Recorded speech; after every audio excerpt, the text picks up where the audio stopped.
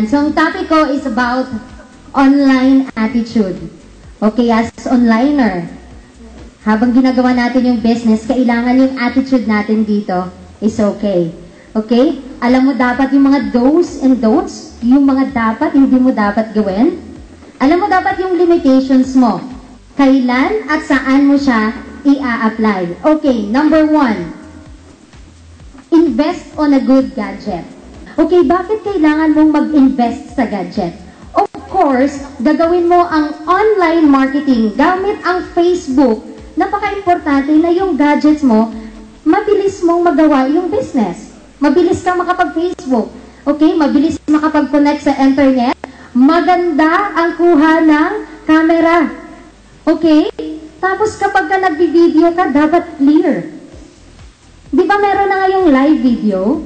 Di ba laking tulong yun sa atin? Kasi ang nangyayari, para nagkaroon tayo ng personal touch sa mga leaders natin abroad. Nag-greet natin sila on time, tama ba? At nakikita ka nila sa mga ginagawa nila. Okay. Ang tanong, sabi, apply. Magsisimula pa lang ako. Yung gadget ko, wala pa akong pera pang invest dyan. May nakaka-relate? Okay, I'm not saying na kailangan mong bumili ng sobrang mahal na cellphone. Meron po ngayon mga affordable cellphone na very clear yung camera, maganda yung kuha ng video. And then kapag earn ka na, kung kumikita ka na, pwede ka na mag-upgrade. Kasi kailangan mong sumabay sa technology. Okay, sino dito may mga laptop sa bahay? Okay, yung may mga PC. Ayan, very important na meron ka kasi sa PC laptop, marami kang magagawa. Are you learning, guys? Okay, next topic. Invest on your image. Ayan. Paano ba tayo mag-start sa pag-invest ng image natin? Of course, nasa Facebook marketing tayo. First, yung timeline mo. Maganda ba yung profile picture mo? Ano ba baka yung suot mo doon sa profile picture mo, nakasando ka lang? Baka naka-t-shirt ka lang. Guys, you are a businessman, a businesswoman. Okay lang ba? Everybody please stand up. Okay lang, tingnan mo yung cut mo. Tingnan mo yung suot ng cut mo. Mukhang negosyante ba yan? Pwede na pang profile picture yan? Okay? Ayan, so thank you much. Ayan, ay hindi pala ako nakikita. Nakikita na ba ako? Ayan, thank you so much po. Sa UAI po, meron kaming profile logo. I believe meron din yan sa ACI, sa ACY, meron din yan sa Hawks. Lahat po ba ay nakapag-change na ng profile picture nila? Gamit ang kanilang logo. Yes, it is very important na ganun para mabilis kang ma-recognize na part ka, belong ka sa team na yon. Okay? As part of your investment sa image mo, kailangan meron kang mga damit, sumusuot ka ng mga business attire, kasi nag-duty ka dito. Ang tingin sa'yo sa Facebook, you are earner, professional, network marketer, negosyante. Tapos yung suot mo, hindi nababagay sa negosyo mo. Tama ba? Okay. Ang profile picture nyo, make sure mamaya na, palitan nyo na yan. Kasi ako, meron akong mga nakikita. Yung iba wala lang, hindi sila concerned sa mga profile picture nila, which is very useful, very important na ginagawa mo yung negosyo na maayos yung profile picture nyo. Are you learning, guys? Mabilis ba ako? Okay, next. Always do the basic. Be basic. Ano ba yung mga basic? Kailangan palagi kang nagpo-post ng mga pictures mo. Palagi kang nagpo-post? Yung iba hindi naman nagpo-post. Palagi ka bang nagpo-post ng mga videos? Okay, every time kumukuha ka ng picture, make sure na yung mga kuha mo is nagre-reflect ng abundance life, hindi poverty. Okay? When you have meeting with your team, pwede kang mag-selfie at i-post mo yan sa timeline mo. Okay, when you have activity para sa grupo mo, pwede kang kumuha ng video at i-post mo rin yan sa timeline mo. But you have to be careful sa pagpo-post. Meron kasing ganito. Baguhan lang siya. Bagong join sa AIM. Tapos, di ba tayo, ginagaya natin yung mga top earner? Tama po ba? Ikaw, gusto mo pilit mong ginagaya yung mga post ng top earner? Guys, iba po ang sitwasyon ng top earner. Alam mo yung minsan, merong gusto mo, titirahin mo talaga mga empleyado, titirahin mo talaga sila para lang makuha mo, para mapajoy mo, para ma-mindset mo. Guys, iba ang sitwasyon ng top earner. Iba ang resulta ng top earner. Kapag dinaya mo yon sa post mo, hindi carry kasi sa result wala ka. Tama ba? Nakakasakit ka. Nasasaktan mo yung ego ng market mo. And to the point na ikaw pa mismo yung nagre-reject sa kanila dahil sa mga pinakawalan mong salita. Baka ito pa yung possible na itatanong sa'yo, bakit mayaman ka na ba? O the next month, tanongin ka, bakit may kotse ka na ba? Possible. So be careful sa pagpo-post. You have to think twice, think thrice, bago mo po ipopost sa timeline mo. Okay, nasusundan. May natutunan? Okay, next. Follow your coach or mentor. Okay, sa online marketing, it is very important na meron kang mentor. Meron nagko-coach sa'yo. Kahit sa ano man pong larangan, kailangan talaga merong nagtuturo. Okay, let's say, swimmer. Ang swimmer ba merong mentor? Yes, meron yan. Kasi hindi yan magiging magaling kung nagko-correct sa kanya. Walang nagko-correct every time nagkakamali siya. Walang nagsasabi na ganito gawin mo para ma-perfect mo, para ma-master mo yung ginagawa. Ay, sa online, maraming mentor ang nagsisilabasan ngayon. You have to be careful sa pagpili ng mentor. Ang sabi nga, very simple pagpili ng mentor. Pero may kasabihan tayong, walk na to. Kailangan ginagawa ng mentor ang tinuturo niya at resultado siya doon sa ginagawa niya. Marami kasi ngayon na mga bagong join may mentor-mentora na. Okay? Ako talaga mentor sa grupo ko, ganun sinasabi. Meron pa lang siyang dalawa, o let's say kaka-join niya lang last month. Nagkaroon siya ng 3 leaders. Ang ginagawa niya, siya na yung nagne-mentor-mentoran. Mali yun. Kailangan yung mga leaders mo, sinasubmit mo yan sa totoong mentor. Yung kumikita ng 6 figures. Hindi yung ikaw. Kasi may attitude tayo na ganito. Kapag alam mo na, feeling mo, alam ko na, kabisado ko na lahat. Meron bang ganon? May natatamaan ba? Guys, submit your leaders to your uplines. Huwag mong ibaryo-baryo yan. Meron kasing 3 pa lang, binabaryo-baryo niya na eh. Siya nang tumatayo na kapitan. I-submit mo yan sa totoong kapitan, yung kumikita ng malalaki. Are you learning? Okay, next. Always be online. Online lang tayo, kailangan palagi tayong online. Sino ba dito yung nag-online at least 12 hours? Taas ang kamay. Yung iba hindi tumataas, anong mangyayari? O sino dito natutulog 12 hours? O meron ba dito natutulog ng 12 hours? Bakit kailangan mo palagi kang online? Ang negosyo mo sa online. Maraming prospect yung mag-i-inbox sa'yo. Maraming katanungan yan, ikaw hindi ka online, tulog ka. Do you think mapapapayin mo yun? Do you think ma-explain mo yung business sa kanya? Di ba hindi? Kasi bakit kailangan mo palagi kang online? Kailangan yung communication mo dito mabilis. Mabilis mo masagot yung mga concerns ng mga leaders mo. Since yung mga leaders mo, possible, international yan, OFW, Africa, Nigeria, pag merong inbox sa'yo, hindi mo agad nasasagot.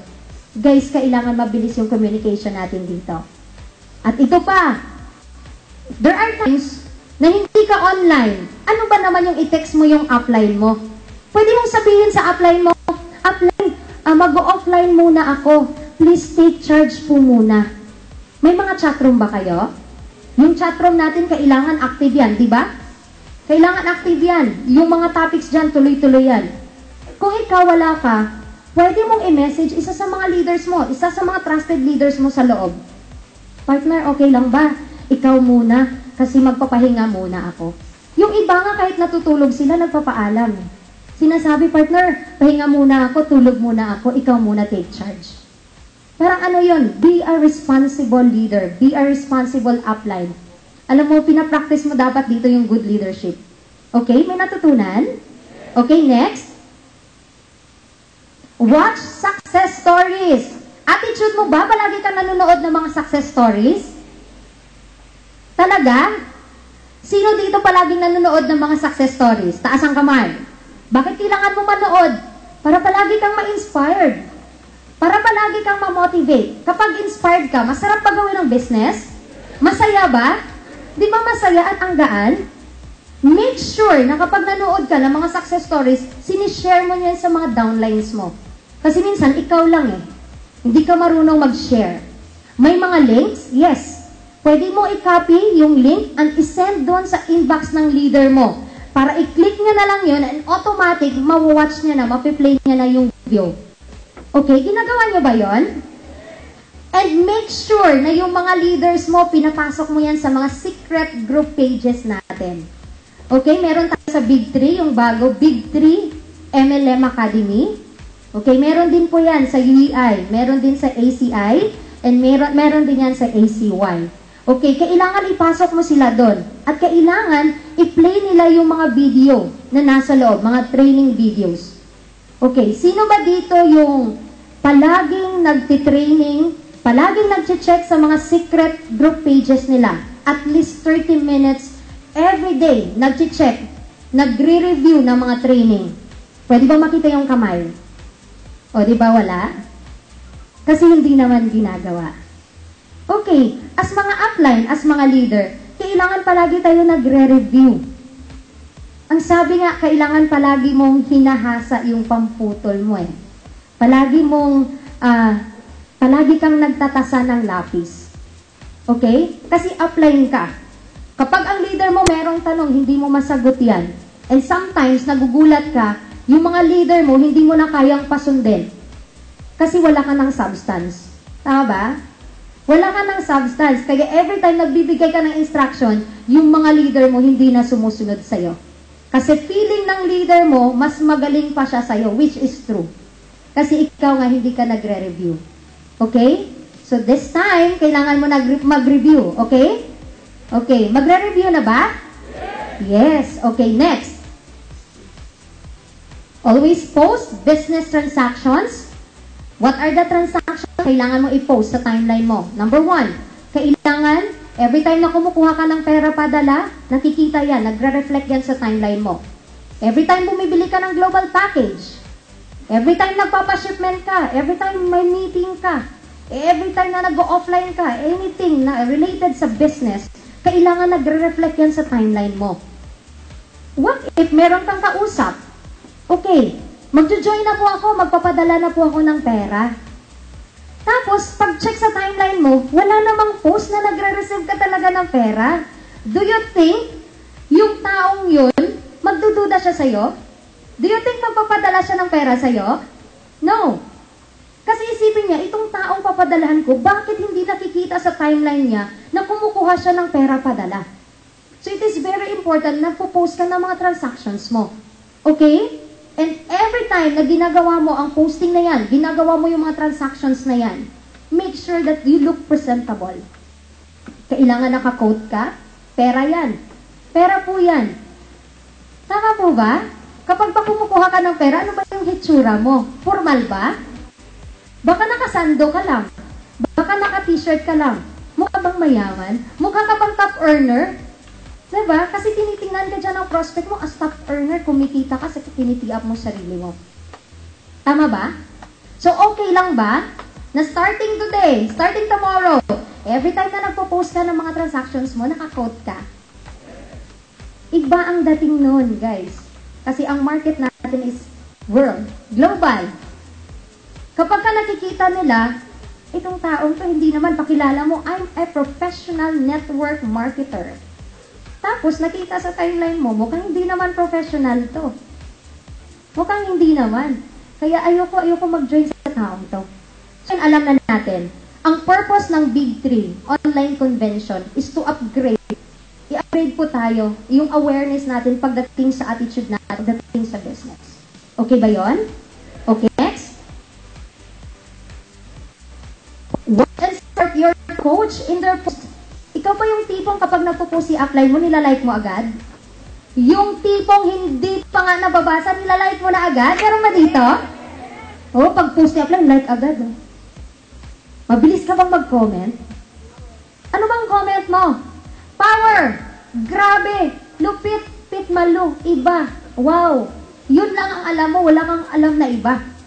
Wow, lupit upline, malupit. Malupit talaga, oh, power, oh. Ganun lang palagi. Kailangan yung comment mo dito, something na makakonect ka sa tao. Something that creates curiosity. Something interesting. Ano ba yung curiosity na sinasabi ko? Diba, for example, ganito, nag-post si upline. Nasa Baguio siya. Ang ganda ng paligid. Ang ganda ng view. Ano ba yung comment mo? Comment mo ba ganito? Wow! Ganun lang. Sa Big 3, meron tayong bagong technology. Ayan, tawag dito, storyline. Ano yung storyline? Nagdudugtong-dugtungan yung mga comment. Sasabihin mo, pwede mong sabihin doon, wow, upline, next time, pwede na ba akong sumama dyan? Paano ba ma-hit ang promo para makasama dyan sa tour na yan? Next year, kasama na ako dyan. Ganun dapat ang makikita sa timeline. Okay naman yung power, grabe. Okay sa atin yon, walang problema yon. Pero sa iba, hindi nila maintindihan yon. Ano yan, kulto? Diba? Hindi nila maintindihan yon. So make sure na kapag nagko-comment ka sa upline mo, naintindihan naman ng taong nagbabasa. So let us practice po na kapag nag-comment ka, may laman naman. Okay? Sino dito palaging nagsasabi ng power, grabe? Ako pag tinitingnan ko yung post ko, grabe, ang daming power. Ang daming lupit. Yan. So palitan na natin yon.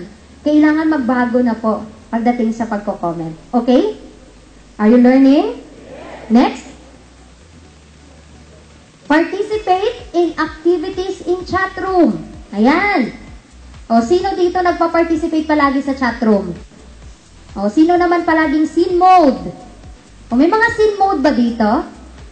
Yung tipong power lang siya sa loob ng chat room kapag maraming pay-in. Pero pag wala namang pay-in, hindi mo talaga nakikita, puro scene mode lang. Guys, kailangan, as an upline, ikaw yung nangunguna dito sa loob ng chat room. Nagbabagsak ng mga topic, nagmo-motivate sa mga leaders mo, kahit may pay-in man or wala. Okay? Ayan. Kasi sa chat room na yan, dyan ka tinitrain. Dyan mo tinitrain yung mga leaders mo. Paano ba sila? Kasi time welcome lalaki grupo nila eh. So it is very important na now pa lang, natitrain mo na yung mga leaders mo. At ito talaga, iwasan nyo to. May mga nagpapapansin. Every time na nag-post si upline, itong isa to, grabe nagpapapansin. Nag-post si upline ng information. Mga 3 hours na siyang offline, eh, hindi naman siya palaging nagpa-participate. Gusto lang talaga magpapansin. Bigla din siya nag-post. Parang alam mo yung yung attention ng tao napunta sa kanya, tapos bigla pang sabihin na, sorry, wrong send lang po. Meron bang ganon? Meron? Ba't kayo tumatawa? Wala naman yata dito. Wala dito kasi mga malulupit na yan dito. Okay, so be careful guys sa mga ganon. Kasi si upline, informative yung binabagsak niya. So wag mong harangin, wag kang papansin. Okay? Okay, next. Be productive during your free time. Productive ka ba kapag kalibre ka? Pag wala kang ginagawa, let's say for example, meron kang meeting ng 3 o'clock, 3 p.m. 12 pa lang nagising ka na kasi super excited ka sa meeting nyo. From 12 to 3, meron kang 3 hours preparation. Ang ginawa mo, from 12 to 2, ang ginawa mo, nanood ka lang ng mga video. Nanood ka lang nag-YouTube ka lang. Kaupo ka doon. Pag-click mo, the largest snake in the whole world. Yun ang nakita mo. 3 minutes yun, 3 minutes. Pag-click mo, pag-play, wow, after that, meron na naman ulit 3 minutes. Nakasampung 3 minutes ka na. A total of 30 minutes. 30 minutes ka lang hindi productive. Guys, you have to make use of your time wisely.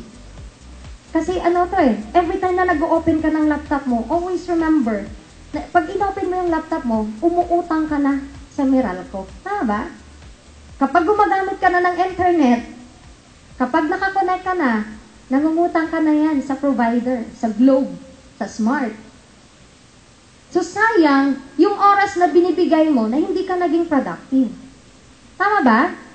Meron ba dito na nakaupo lang kapag free time niya? Yung free time mo, pwede mong gamitin yan. Pwede ka mag-follow up sa mga leaders mo. Pwede ka mag-follow up sa mga prospect mo. Communicate with your leaders. Post sa iyong page. Check mga enquiries. Pwede mong gawin yun. Kasi sayang yung oras po. Tama po ba? Nagsasayang ba ng oras? Huwag kayong magsayang ng oras. Kasi kapag nangyari na, hindi mo na maibabalik. Tama ba? Okay, so next. Proper time management. Ito po, napaka-importante. As online network marketer, alam mo dapat paano i-manage yung oras mo. Time for your family, time for your business. Ikaw ba yung tipong sabog? Alam mo yung sabog? Hindi mo alam ano unahin mo. Hindi ka organized. Dapat meron kang advanced schedule. Meron kang daily routine na sinusundan. Lagay mo yan. In a piece of paper, pwede kang gumawa ng schedule mo. Idikit mo yan sa laptop mo para tingnan mo na siya bago ka matulog. For example, yung gising mo is 8 o'clock. 8 o'clock in the morning. Make sure na nagpapa-alarm ka. Tama ba? Yung iba, ini-enjoy masyado yung time. Natulog ng tulog. Ayan, ang daming tulog. Wala pang 1.5. Tama? May mga tumatawa, nakaka-relate. Hala, tulog lang ng tulog. Guys, sabi ko nga kanina, napaka-importante ng oras mo. Gamitin mo to na maayos. Pansin mo pansin mo. Mas marami pang part-timer ang mas malaking income kaysa sa full-timer. Mas malaki pa ang income ng part-timer sa full-timer. Bakit? Marunong mag-manage ng time. Let's say mga OFW, pansin mo, compare to full-time. Yung OFW, mas malaki pa yung production nila. Mas malaki pa income nila. Kasi let's say, 3 hours lang ang available time niya, ginagamit niya yun sa business, hinahataw niya. Ikaw naman, sabi mo, ikaw na ang boss, you're the boss of your own, meron ka ng time freedom, masyado mo namang ini-enjoy. Di ba pansin mo, mga full-timers, nung part-timer ka pa, mas malaki pa yung kita mo. Tama ba? Kasi hindi mo alam paano i-manage yung oras mo. Okay, so ngayon alam mo na. Dapat i-manage mo na maayos yung oras mo. Kasi sayang talaga, sayang. Minsan nakakalimutan mo na. Sabi mo, ay, nakalimutan ko yung package, hindi ko pala napadala. Yung pera hindi ko nakuha. Kasi sabog ka. Hindi ka organized. Natututo ba? Okay, next. Ayan.